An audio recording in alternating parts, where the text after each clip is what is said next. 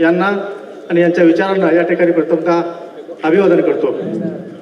गेली 8 दिवस झाले प्रचाराचा शुभारंभ झाला आणि आपण शिवसेनेच्या चिन्हावरती आपल्या वाळवा जिल्हा परिषद आणि पंचायत समितीच्या 2 सीटा या आपण लढतोय।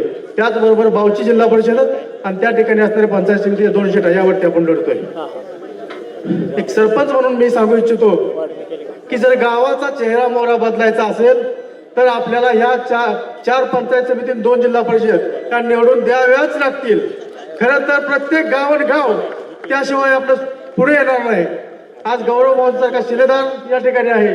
आज या ठिकाणी आमचे आमदार सदाभाऊ खोत आहेत, त्याचबरोबर राहुल दादा आहेत, सम्राट बाबा आहेत।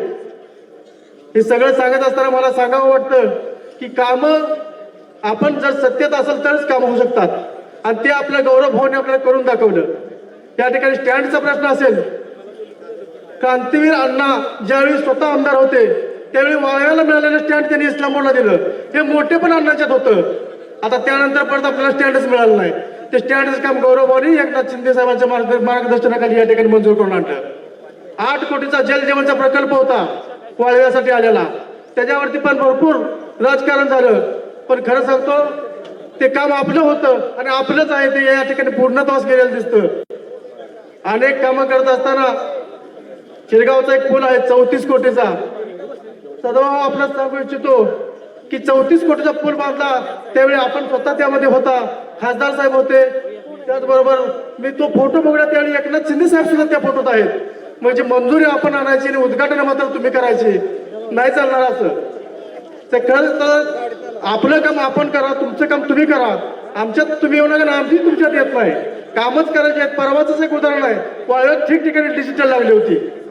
स्वतः एक व्हिडिओ बघितला, त्या ठिकाणी सांगितलं गेलं की मला 20 कोटी निधी मिळालाय। आमच्या वाळव्यातच 50 कोटीचं कामं झाल्यावर डिजिटल लावला होता, मग बाकीचे पैसे आले कुठून? 20 कोटीची कामं स्वतः ज्यांना फंड येतो ते सांगतात आणि खाली डिजिटल लावले जातात की 50 कोटीची कामं झाली। अजिबात खोटं बोलू नका, खोटं बोलून मतं मिळत नाहीत। आज लाडक्या बहिणी आमच्या पाठीशी आहेत। प्रत्येक लाडक्या बहीण, एक लाडकी बहीण, एका लाडक्या बहिणीच्या घरात 5 माणसं आहेत आणि 5च्या 5 माणसं आमच्या धनुष्यबाणाच्या पाठीमागे। त्यामुळं एकच नक्की सांगेन की या ठिकाणी आपल्या सर्वांच्या पुढे बंधू आणि भगिनी आहेत, पत्रकार बंधू आहेत। आपण सर्वजण या ठिकाणी ह्यासाठी उपस्थित आहे की आपल्याला धनुष्यबाणाला विजय करायचा आहे। गेले कित्येक दिवस आणखी एक प्रश्न होता की प्रत्येक वेळी आम्ही काहीतरी म्हणायचं त्यांनी ते काढायचं। मी आज आता साहेब या ठिकाणी नाहीत, साहेबांनंतर आपल्याला बोलायला वेळ नसणार आहे, त्यामुळे मी आताच सांगेन गौरव भाऊ या ठिकाणी असतील। आमचा एक उमेदवार संताजी मेटकरी, अतिशय जबरदस्त तळागाळात काम करणारा व्यक्तिमत्व। त्याचबरोबर रुपालताई पाटील आहेत, आहिर वहिनी आहेत, आमचे शंकरप्पा बावची गणातून आहेत आणि त्याबरोबर तिथं आणि 2 पाटील बहिणी आमच्या पंचायत समिती गणात आहेत। आजचं जर वातावरण बघितलं तर या 4 उमेदवार खालचे आणि 2 वरचे विजयी झाले असं म्हटलं तरी वावगं ठरणार नाही, हेच या ठिकाणी सांगतो। या ठिकाणी मी एक सांगेन, आमचा श्रमिक नगरचा एक प्रश्न आहे।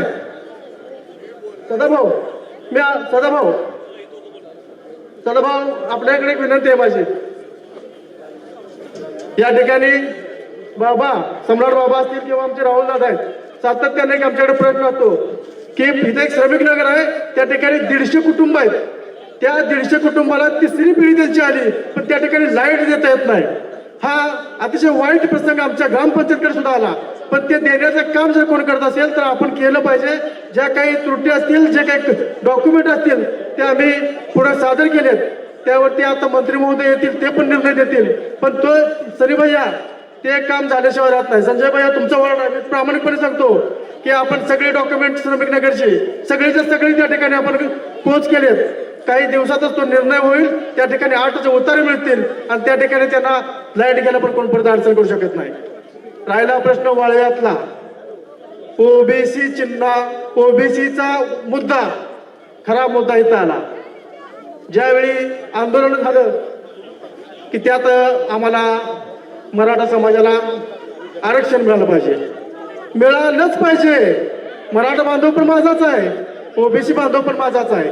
पण एक आहे की 100 एकर 200 एकर वाल्याला नाही, गरीब मराठा समाजाला मिळालं पाहिजे असं म्हणणं होतं। पण ते राहिलं बाजूला आणि आमच्या संताजीच्या विरोधात उमेदवार असे उभे राहिले की त्यांच्या पिढ्यानपिढ्यास राजकारणात आहेत, मोठे आहेत, त्यांनी एवढं हलकं मन न करता त्या ठिकाणी ओबीसी सीट दिली असती तर बरं वाटलं असतं. पण खरं तर संताजी तरी सुद्धा तयार आहे. ज्या ज्या गोष्टी संताजीच्या समोर येतात त्या प्रत्येक गोष्टीला संताजी परिणाम आमचे आहेत, खड्या सुरात उभा आहेत, ते विजय होतील हे या ठिकाणी सांगतो. मी मगाशीच म्हटलं त्याप्रमाणे महाराष्ट्रात छत्रपती शिवाजी महाराजांनी तलवारीवरती स्वराज्य निर्माण केलं.